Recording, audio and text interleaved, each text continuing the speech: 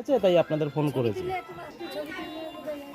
কোনটা বাড়ি এটা? এইটা বাড়ি, হ্যাঁ এই যে এইটা বাড়ি। আপনি কি চ্যানেল দেখেছেন? হ্যাঁ, 24 ঘন্টা চলে। আচ্ছা নমস্কার।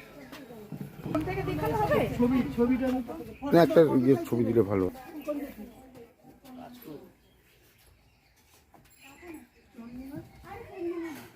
ওর বাড়ির ছবি, এমনি ছবি, ওই হ্যাঁ ছবি দিচ্ছে তো। দিচ্ছে।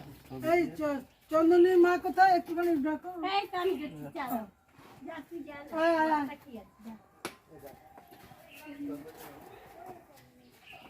এই চেয়ারটা এখানে করতে বেরিয়েছে 9 তারিখ 7টার সময় জেরক্স করতে বেরিয়েছে, সামনেই জেরক্স করেছে, সামনেই দোকান আছে।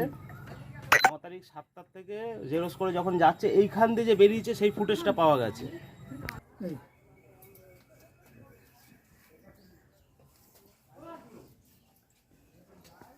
এই যে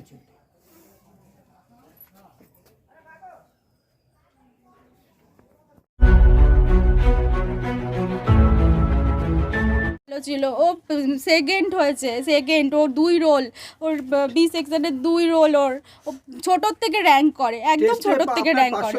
530 পেয়েছে টেস্ট পরীক্ষায়। আমি ওকে জিজ্ঞাসা করলাম, আমি শুক্রবার পর্যন্ত ছিলাম এই বাড়িতে, আমি 4-5 দিন ছিলাম। আমি শুক্রবার বললাম কি ভাই আমি চলে যাব, তোর পরীক্ষা, আমার তো ছোট ছেলে, তোর ডিস্টার্ব হবে পড়াতে।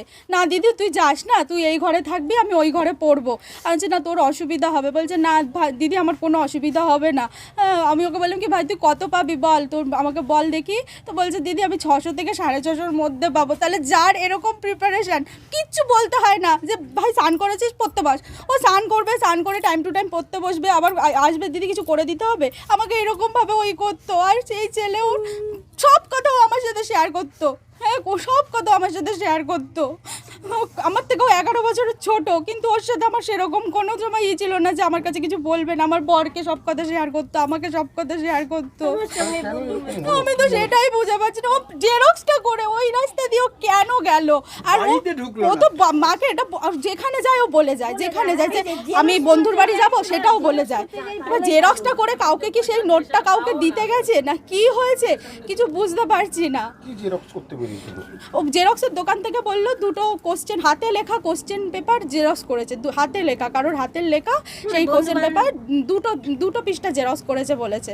হ্যাঁ তাই সেইটা নিয়ে ও সোজা ওই সিসিটিভিতে দেখা গেছে ও ওই রাস্তা ধরে ভূতবাগানের ওই রাস্তা ধরে সোজা চলে গেছে। এই যে সামনে দিয়ে একদম বাড়ির সামনে দিয়ে রাস্তাটা, আর এই রাস্তা দিয়ে ওই চলাচল, মানে ওই স্কুলেও যায় এই রাস্তা দিয়ে, ও পড়তে যায়ও এই রাস্তা দিয়ে, কারণ এই রাস্তাটা শর্টকাট আমাদের হালিশহর যেতে। তো ওইটা দিয়ে ও বেরিয়ে গেছে। মানে ভাবতে পারছি না আমি যে ভাই কোথায় চলে গেল। সবাই তো মাধ্যমিক পরীক্ষা দিতে বসছে, আপনার ভাই পাচ্ছে না, কি বলবেন? আমার তো মনে হচ্ছে ও এত ভালো স্টুডেন্ট বলে ওকে কেউ আটকে রেখেছে, মনে হচ্ছে যে ওকে পরীক্ষাটা দিতে দেবে না, কেউ হয়তো ওকে আটকে রেখেছে। কে আটকে রেখেছে, কি কেন রেখেছে আমি এসব কিচ্ছু জানি না। আমার মন বলছে যে ওকে কেউ আটকে রেখেছে। ও কোথাও চলে যাওয়ার ছেলে না যে মানুষের কী হয় যে আমার প্রিপারেশন নেই, আমি পারবো না পরীক্ষা দিতে, আমার ভয় লাগছে, আমি চলে গেলাম। ওর তো সমস্ত প্রিপারেশন, স্কলারশিপও পেয়েছে ও, ভালো 9 থেকে 10-এ উঠেছে, ভালো রেজাল্ট করেছে, 12,000 টাকা স্কলারশিপ পেয়েছে, আলাদা পরীক্ষা দিল স্কলারশিপের জন্য।